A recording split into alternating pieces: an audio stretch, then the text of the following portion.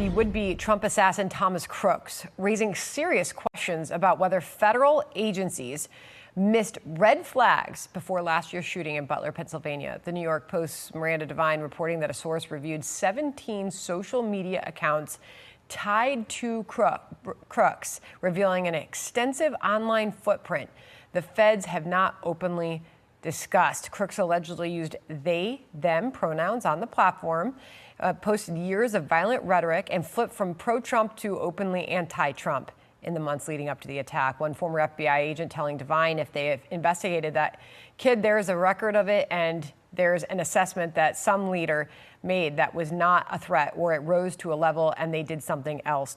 So on this episode, I'm diving into something that's been bothering me since the moment it happened. The assassination attempt on President Trump in Butler, Pennsylvania. And we were told that Thomas Crooks was a ghost, that there was no motive, no real digital footprint, no clear warning signs, just another tragic, unpredictable event that no one could have seen coming. That was the line. And that's what the FBI told Congress. And that's what the Secret Service let stand, and that's what the American people were supposed to accept. But now we know that might not have necessarily been true. And new reporting from Miranda Devine just blew the lid off that narrative. 17 online accounts with this kid, violent rhetoric, a radical ideological flip, what we call identity drift. I'm going to come back to that. It's important. And engagement with extremists. And then he disappeared right before he pulled the trigger. And that disappearance is very common with the operational planning, which is usually the final stage before the trigger is pulled. So this isn't a coincidence. This is a pattern. I've been talking about this on Fox News and here on my show for 18 months. There's a roadmap. However, it is preventable for these types of attacks.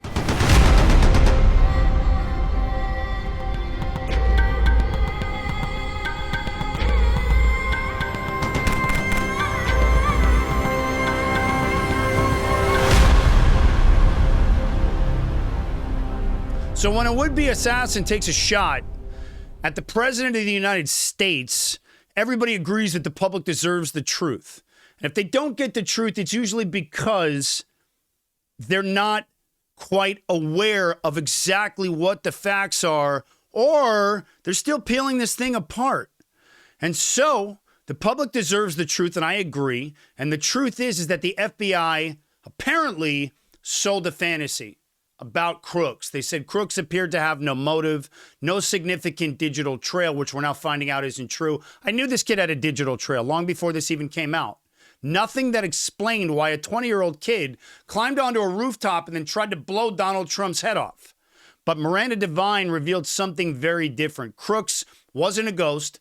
He left behind a massive digital footprint, 17 accounts across multiple social media platforms. And so let me be clear.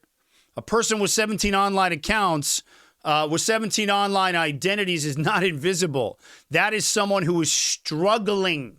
That's how we refer to that in my world. This is somebody who is fragmenting, who mitpotzets, is exploding. And most importantly, it's someone who is leaving signals. Not one, not two, dozens. And they were all sitting there in the open. So I want to dive more into these identity cracks because it's important to understand how they precede violence. One of the most consistent patterns I've seen in my career, from Israel to the U.S. To case studies the public never gets to really see, is what I call, or what's called in the psychological worlds of counterterrorism, identity drift.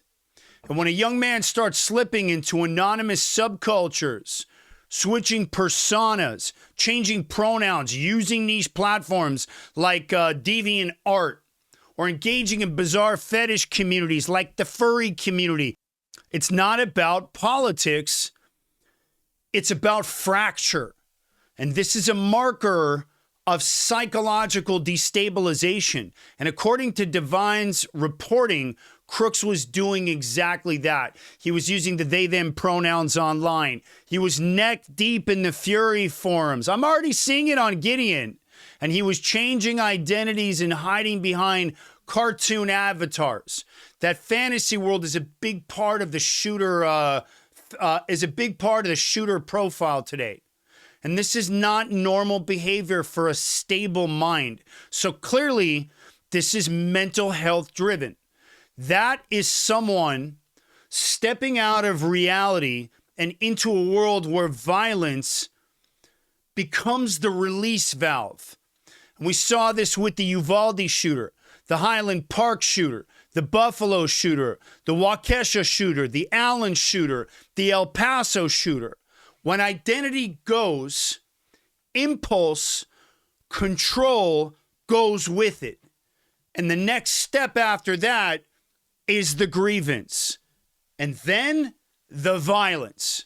Now, I want to talk about the ideological snap from the pro-Trump to the rabidly anti-Trump. That's what was just reported. And this is the part that's really hurting the FBI's public narrative with this one.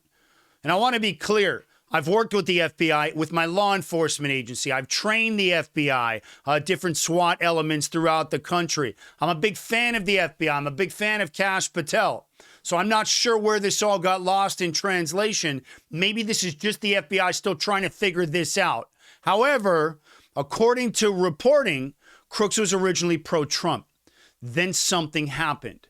Something flipped. And by early 2020, his rhetoric becomes violent, anti-Democrat, angry, chaotic. And then suddenly, this kid swings in the opposite direction. And by the summer, he's rabidly anti-Trump. His language becomes darker. His worldview becomes very conspiratorial. And the violence moves from abstract to the specific. And this is not a political change. That's not a traditional political flip. In my opinion, that is a cognitive break. And when a person jumps from one extreme to the other, not slowly, but violently, that is a red-hot indicator that they are losing mental stability. And this is exactly what behavioral science calls the destabilization phase. And that's the moment where the mind breaks, ideology hardens, and the violence really just becomes inevitable at that point. So Miranda Devine uncovered something that very few people understand. These attackers rarely act alone. And not in the planning, not in the ideology, and not in the emotional reinforcement. I want to talk about that specifically. America is facing a new kind of threat. Lone actors who radicalize online, leak their intent across social media platforms, and strike without warning. And law enforcement can't keep up. The digital noise is overwhelming, and the signals that matter are getting lost until it's too late. That's why I built GIDEON. GIDEON is the first AI threat detection platform for law enforcement to help stop lone wolf attacks. It's America's early warning system. It scans public online spaces in real time and identifies the exact behavioral patterns that show someone is escalating, and then alerts law enforcement before the attack. It's what we call left of 911, not after. And it's built on the same threat science used by the FBI, the Secret Service, and Israeli counterterrorism units, but powered by AI, so any agency in the country can use it. And we're already live with departments across the United States, in California, Alabama, Florida, and Texas. And the demand is growing. And now, for the first time, we're opening our seed round to outside investors who want to be part of something mission-driven, life-saving, and built to scale into a billion-dollar public safety platform. We've created an entire new lane here. And if you want to help protect this country and get in early on the company redefining how we stop violence before it happens, this is the moment. GIDEON is the future of prevention, and we're building it right now. If you're a serious investor out there, hit the link down in the description and reach out to me and join my seed round. Appreciate you guys. Because in Crooks's case, he was interacting with an extremist named William Teppers, a self-proclaimed neo-Nazi persona who was encouraging him towards more violent rhetoric. And this is how online radicalization works. They never work alone. Even though they are lone wolves, their radicalization pipeline is because of others who are forcing that change. And that's how online radicalization actually works. Not in organized cells or in, post 9/11 terror compounds, but in comment sections, in the DMs. This is digital, in anonymous forums, in those Discord servers, in those gaming chats. And a lonely, unstable kid makes a violent comment. Someone more extreme, boom, validates it. The kid escalates. The extremist encourages him. The fantasy becomes a plan. And the plan becomes the reality. And this is the missing layer that I believe the FBI still somehow hasn't put their finger on. Or they're refusing to acknowledge it publicly because they're trying to look at the larger safety net here. And them ghosting or shadowing, I get it. The less that's out there, the less copycats. So ultimately, there's more security layering in that. However, the challenge is people want to know, especially in this digital age. And by the way, it's this digital age that caused this kid to open fire. And I just told you why. That's where all of the indoctrinating happens. And now it doesn't have to be an organized Al-Qaeda leader or an ISIS leader. It's some asshole who's winding that kid up because he wants to see him pop off and set off his own reality show. So in August of 2020, Crooks suddenly disappears online. This is so important that I'm going to say it twice. An attacker going dark is not a sign that the threat is over. It is a sign that the attack is getting close.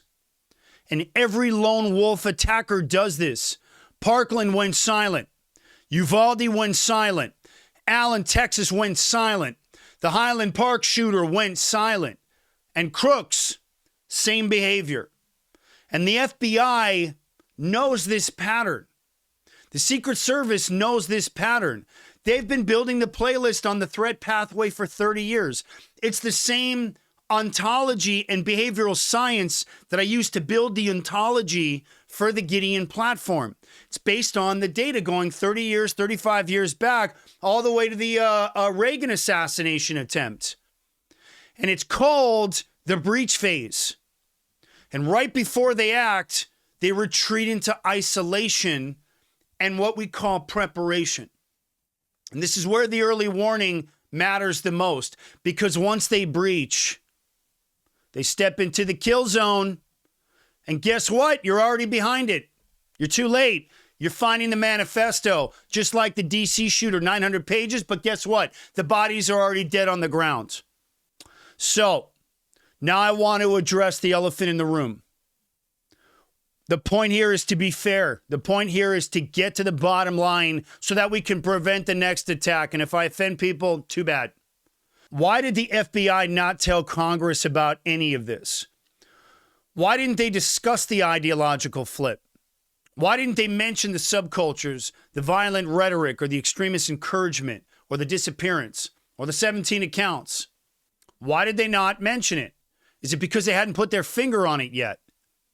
Even Paul Abate, the former deputy director, only admitted that Crooks made extreme statements with anti-Semitic and anti-immigrant themes. That's all he said. That was it. None of the deeper behavioral story made it into the public view. So I'm wondering why. Is this purely the fault of the old FBI? The pre-Trump FBI while he was running? And they just left it at that? Did the new FBI come in and decide it's just better to keep this thing quiet? If I was part of Trump's team, it's probably what I would say to do. Keep it quiet. Keep it quiet. We don't want another repeat attack. It's not us trying to hide information. It's us trying to subdue the threat level. However, it raises a real question. What else did they know and why didn't they say it? So I'm kind of torn on this one. You know, I'm not a political guy. You guys know that. I don't really get into the politics. For me, it's about prevention.